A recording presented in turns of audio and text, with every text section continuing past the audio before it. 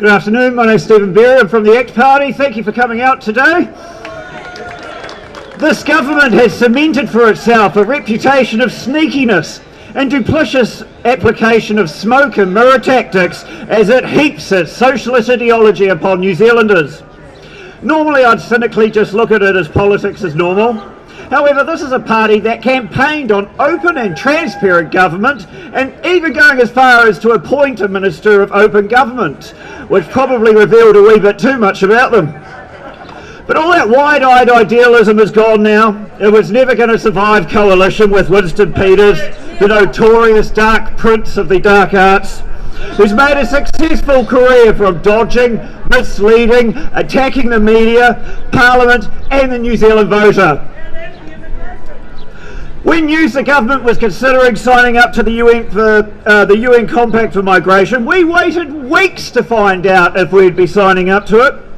It was a complete contrast to the Labour Party's battle against the TPPA. There were marches organised throughout the country to oppose it, and whatever your thoughts on that agreement, it went to Parliament to be debated and voted upon. No such scrutiny has been permitted by Parliament on the Migration Compact. By the time Parliament had risen last year, we still didn't know if we'd be signed up. The Foreign Minister didn't even have the decency to tell us until 2 days after that compact was signed. Then he did it saying, well, it's non-binding, it's not a big issue, then went on the attack, labelling the Pact's opponents as uninformed and intentionally misled by the alt-right. This is a document that contains provisions for curriculum content in our schools, public campaigns to sensitise media reporting of migration issues. Its objectives make mention of hate crimes that are undefined and penalties that are unspecified. We know what the UN Compact on Migration says already. We know that giving vague powers to politicians is like giving car keys and whiskey to teenagers. Winston has been busted, fumbling the sleight of hand. He lied and he slandered the voting public. I think politicians should be servants of the people they represent, and voters deserve some goddamn respect. This isn't really about migration. The ACT Party continues to welcome migrants who are financially independent, who will invest in New Zealand and share New Zealand's values of free speech, free choice and equality. Unemployment is down to under 4%, and multiple industries such as horticulture, construction, education, hospitality, farming, to name a few, are feeling the squeeze of labour shortages. Reducing the number of migrants coming into New Zealand will suffocate the economic potential of New Zealand businesses. However, whatever your view on migration may be, it's New Zealand's decision. We don't hand that over to the UN. We have nothing to gain by opening our borders and our public services. Now, those supporting the signing of the UN Compact have used one term repeatedly to defend their decision. That term is non-binding. So the agreement has no power to compel politicians to reference it, nor dictate a government's policy program. And technically it's correct. The Crown Law Office is right, it is a genuinely non-binding agreement. However, in the background of this debate, we've had the opportunity to see how the UN works to empower non-binding agreements, as the UN Human Rights Council reviewed New Zealand's track record on compliance with some other non-binding agreements, the Declaration of Human Rights and Indigenous Rights. This is a body whose members include some of the world's most brutal regimes, with horrific records on human rights scrutining our own record. Saudi Arabia and Iran to start with. Now, you would think that Andrew Little's presentation on New Zealand's record would be somewhat easier considering his audience. However, he went on to state that we do need to do better to mitigate the impact of colonisation, that Māori and Pacifica, LGBT and new migrants are disadvantaged in New Zealand. He said our justice system was broken and that women are not on an equal footing with men. I mean, he's really done our opponent's job for him, hasn't he? Now, this periodic review is not complete, so we can't be sure of the final conclusions the UN will reach.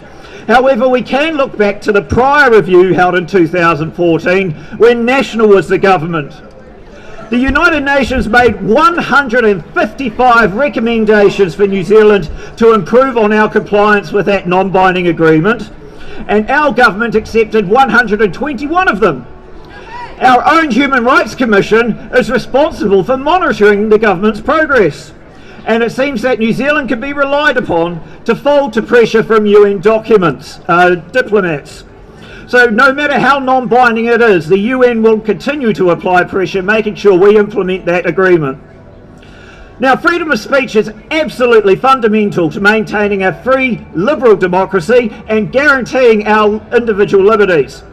It is undeniable that free speech is the essential tool free people possess in fighting for equality or protecting their ability to live in peace. The ACT Party has the strongest record on free speech out of any political party in Parliament. We've voiced our support for the right of people to share their views, no matter how offensive they may be. While National only spoke up for those they support and tried to shut out those they dislike, ACT has been forthright in defending free speech every single time. When knee-jerk, compassionate panic brought about the harmful Digital Communications Act, Up for Vote, ACT was the only party to entirely vote against that law. Well done, ACT. Now, the UN Migration Pact won't usher in Armageddon tomorrow, but that doesn't mean it can be shuffled away by this government without proper scrutiny. It's an agreement that openly pursues restrictions on our media, in our electoral system, and on your ability to freely voice your opinions. It is an agreement which will inspire politicians in the future and in the next election as they formulate policy. It is the first step down a slippery slope that values freedom of expression below other policy goals. I don't care what your compassionate hypotheticals are, you're not coming for our free speech. We never take that first step, we never justify that going away. In the 2020 election, unless an MP creates a new party in Parliament, and Winston's done his best to ensure that can't happen, we'll probably have no more than 5 parties in Parliament. Only one party has ever been elected to an MMP Parliament without first having a sitting MP, and that was the ACT Party in 1996. We know that Winston can't be trusted in government.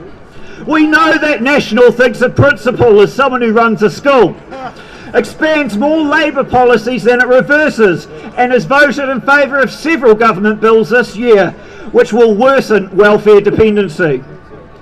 When National flip-flops on polling and Labour waits for working groups to tell them what to think, ACT has a track record of saying what we mean, meaning what we say, and advocating ideas that will make New Zealand free and prosperous. ACT recognises that free speech is the foundation of our society. ACT will always be vocal in defending free speech when our politicians and our public institutions disrespect it. The UN Compact on Migration contains explicit threats to free speech, and that's why ACT will remove our country from signing it. Thank you very much.